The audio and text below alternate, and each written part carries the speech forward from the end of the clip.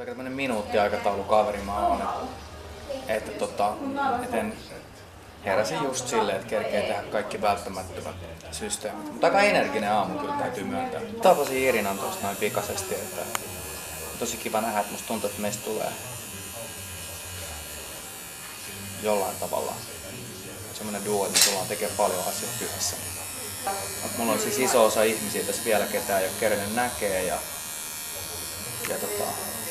aika innolla odotan sitä, että pääsee treffaamaan kaikki tulevat kollegat täällä eritoten siellä kameran edessä. Se on tosi hauskaa aina nähdä, millaiset kemiat ja synergiat ihmisten välillä syntyy. Että sitähän ei koskaan voi tälleen vielä niin kuin maskissa sanoa.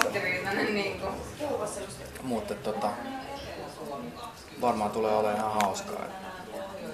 Kiva nähdä sitten. Tämä ensimmäinen viikko ei ole niin kiireellisesti mitenkään yveri. Että tähän liittyy se systeemi, minkä mukaan täällä kuvataan, mahdollistaa nyt sen omalla hassulla tavallaan.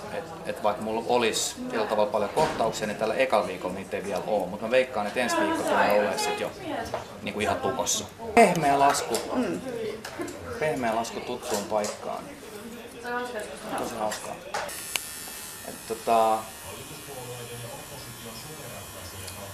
Joo, kyllä se näyttää siltä, että siellä olisi semmoista niinku